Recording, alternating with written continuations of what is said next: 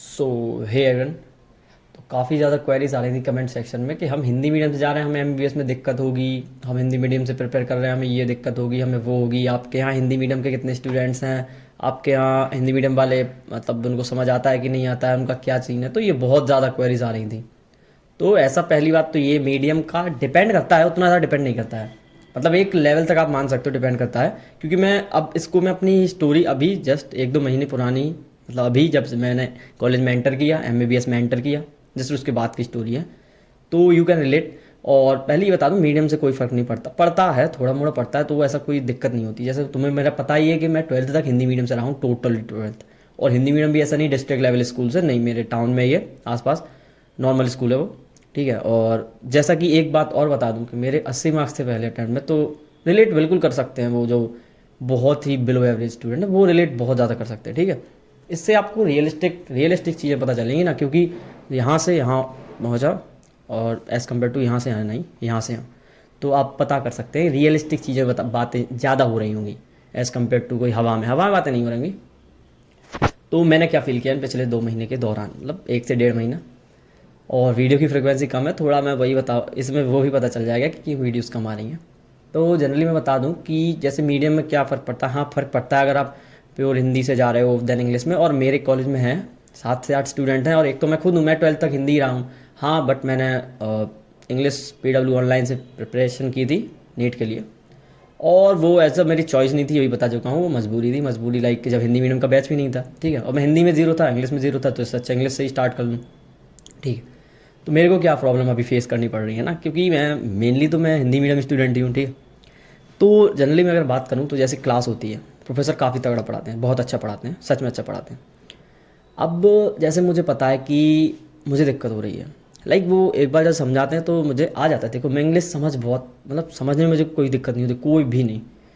जब अगर कोई मेरे को समझा रहा हो इंग्लिश में तब भी कोई दिक्कत नहीं होती। दिक्कत मेरे को तब पड़ती है जब मैं बुक से पढ़ता हूँ, है ना, फर्स्ट टाइम में।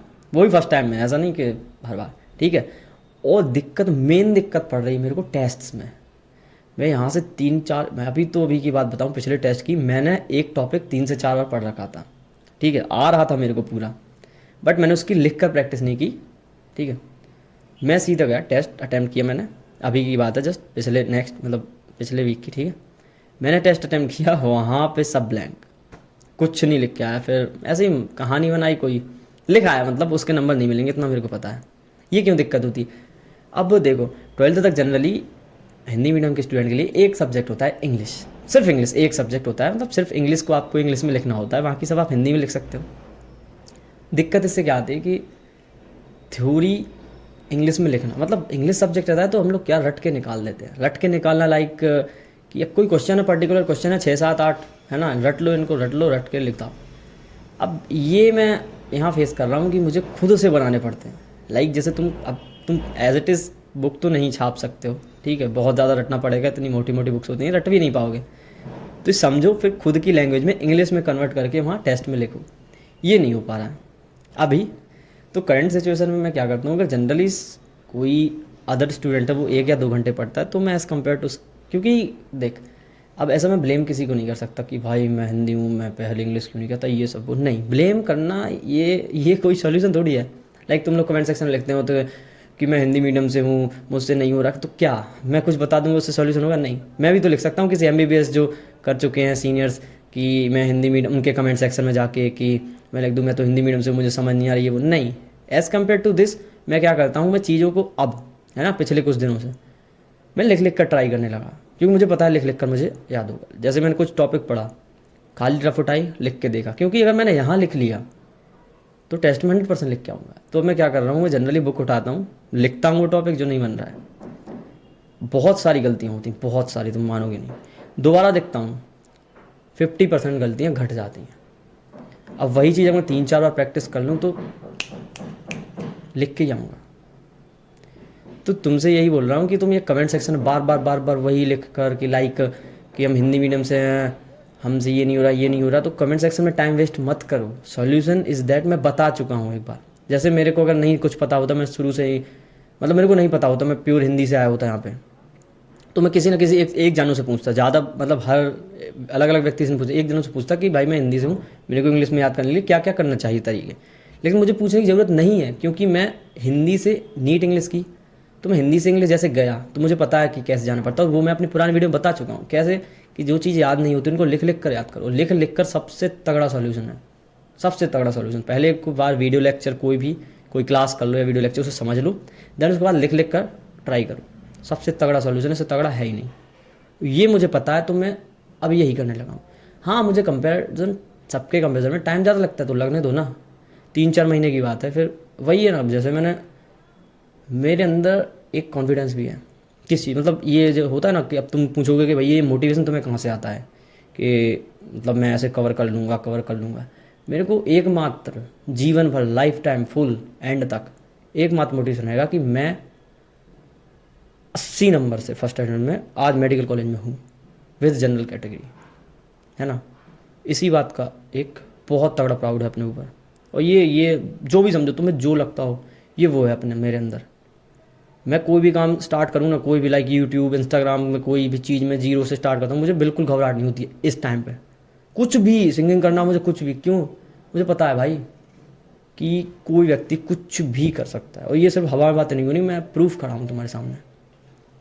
क्योंकि 80 नंबर, 80, 100, 150 ऐसे नंबर लाने वाले तुम्हें 90% व्यक्ति यही होते हैं जिनका सिलेक्शन, वो भाई, मतलब मैं खुद बोलता हूँ, कॉमर्स आर्ट वाले भी अगर पेपर दे दे तो 80-50 नंबर तो ऐसे ले आए।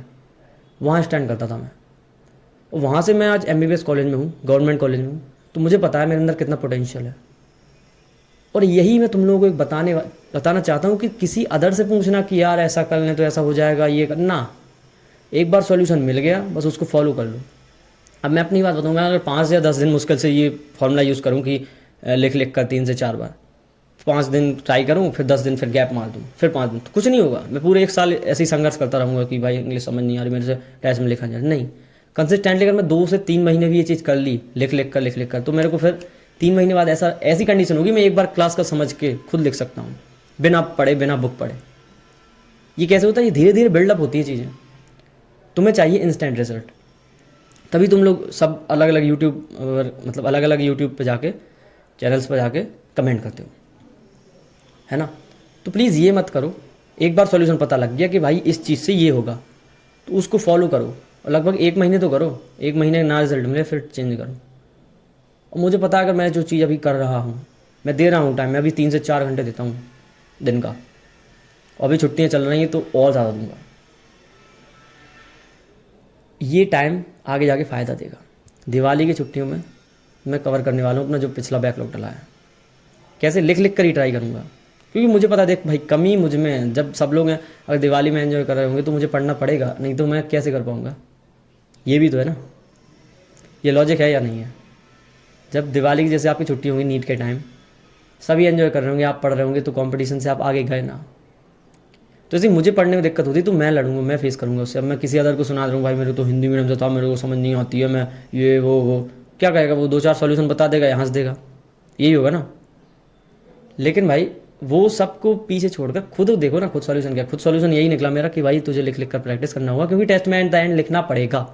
तो टेस्ट में मुझे एट द एंड लिखना ही है, तो मैं अभी से लिख के प्रैक्टिस करता हूँ, 2 से 3 बार करता हूँ। तुम्हें एक सॉल्यूशन यही बता रहा हूँ कि तुम अदर सब यूट्यूब चैनल पर जाके कमेंट सेक्शन में भर रहे हो, नहीं। एक बार सॉल्यूशन पता लग गया कि ये चीज़ ऐसी ऐसी होगी, लाइक तुम्हारे टेस्ट में मार्क्स इंक्रीज़ नहीं कर रहे। अभी मैंने कल एक डाली थी पोस्ट के टेस्ट के मार्क्स बताओ, तो अगर मान लो तुम्हारे बहुत कम आ रहे हैं, 200, 250, 300, पहले बायोलॉजी पे फोकस करो ना। 360 का आता है ना बायोलॉजी का भी। अभी तो वैसे भी पार्ट टेस्ट चल रहे हैं, फुल सिलेबस भी नहीं है। ट्राई करो कि बायोलॉजी में 300 प्लस जाने लगे।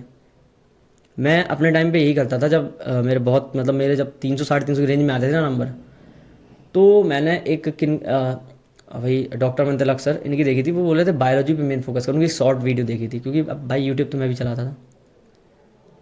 उस दिन से मैंने यूट्यूब पर नहीं, सॉरी, बायोलॉजी पर इतना तगड़ा फोकस किया कि मेरा रहता ही था कि 300 प्लस तो बायोलॉजी में आए। क्यों 300 प्लस अगर बायोलॉजी में आए तो 150 ऐसे करके फिजिक्स केमिस्ट्री में आ भी गया तो 450, 500 इसके प्लस तो स्कोर पहुंच जाएगा। और ये स्कोर ऐसा नहीं है कि तुम कहोगे इतने में कहाँ सिलेक्शन हो, नहीं होता। लेकिन नेक्स्ट टेस्ट के लिए मोटिवेशन तो रहती है कि हाँ भाई 400-500 आ रहे हैं। अब तुम्हारा 150-200 नंबर आ रहे हैं तो क्या ही मोटिवेशन रहेगी अगले टेस्ट के लिए। तो जस्ट फोकस ऑन यू। अब वो टाइम नहीं रहा कि कमेंट सेक्शन में जाके ये पूछो ये पूछो। हाँ था एक टाइम, पूछ सकते हो, कोई नॉर्मल चीज़, वही चीज़ बार बार मत पूछो कहीं भी। मैं इनका मेरी और जो डाउट है, जेन्युइन डाउट है, वो पूछो, उसके रिप्लाई भी करूँगा मैं।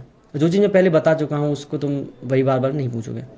और वीडियो की फ्रिक्वेंसी इसीलिए कम है क्योंकि अब मैं भी पढ़ने पर फोकस्ड हूँ थोड़े दिन के लिए, क्योंकि मुझे दिक्कत हो रही है, मुझे पता है ना मुझे दिक्कत हो रही है अब। और एक्सेप्ट करो चीज़ों को, जहाँ तुम मान लो फिजिक्स में कमी है, फिजिक्स में दिक्कत आ रही है, तो एक्सेप्ट करो पहले और देखो तरीके, देखो बार बार, मतलब वीडियो लेक्चर को भी 2-2 बार तो एटलीस्ट देख लो ना। अब ऑनलाइन का ज़माना है, मैंने खुद देखे ना 2-2 3-3 बार। हाँ तुम अगर वीडियो जाओ बोले कि क्वेश्चन प्रैक्टिस हो, लेकिन होता है, अगर मैं अपनी बताऊँ तो तुम्हें पता ही, मेरे शुरुआत में फर्स्ट अटेम्प्ट में 8 मार्क्स थे, तो क्या ही। तो जब मैं वीडियो देखता तो बोलते बस क्वेश्चन प्रैक्टिस करो तो तगड़ा तुम्हारा फिजिक्स तुम्हारी तगड़ी हो जाएगी, एकदम वो हो जाए। भाई क्वेश्चन प्रैक्टिस, वहाँ क्वेश्चन का लैंग्वेज समझ नहीं आ रहा, प्रैक्टिस क्या करूँ मैं। तो मैं जनरली बार बार सिर्फ टीचर को ही देखता था, बहुत बार, बहुत एक एक लेक्चर मैंने 2-2 3-3 बार, वन शॉट एक एक 3-3 बार देखे हैं। मतलब मेरे को क्वेश्चन सच बताऊँ तो आंखों में देख के रट गए थे, क्वेश्चन रट गए थे। और फिर अप्रोच धीरे धीरे, मतलब जो भी करो रटना, जो भी समझो, मुझे खुद पता नहीं कि कैसे मेरे को, कैसे मैं फिजिक्स के क्वेश्चन करने लगा, मुझे खुद ध्यान नहीं, क्योंकि मैंने एक क्वेश्चन बार बार देखे हैं और खुद लगाए हैं बार बार। खुद लिखने से बहुत कुछ होता है सच में। एक एक फॉर्मूला मुझे अभी भी ध्यान है, मैंने 10-10 15-15 बार, पेजेस है मेरे पास ऐसे, मतलब पूरे मैं सीधा चैप्टर उठाता पूरे फॉर्मूले लिख लेता था, सामने रख के लिखे, एक बार कॉपी बंद करके लिखे, एक बार, बहुत बार। ये करना होगा, लिख के चीज़ें याद होती हैं ये, और ये फैक्ट है, और ये अप्लाइड है, मैंने अपने ऊपर अप्लाई कर रखा है, अभी भी मैं अप्लाई कर रहा हूँ एज एन माई MBBS। और यही है, बता रहा हूँ कि कंसिस्टेंसी मेंटेन करना, कंसिस्टेंसी बहुत ज़्यादा ज़रूरी है। So thank you. और जो भी अगर डाउट हो तो भी फ़िलहाल दिवाली की छुट्टियाँ आएंगी तो उनमें मैं सॉल्व कर दूंगा, कमेंट सेक्शन में डाल देना। और जिस चीज़ 1-2 वीडियो डाल दूंगा जिस चीज़ की ज़रूरत हो। Thank you.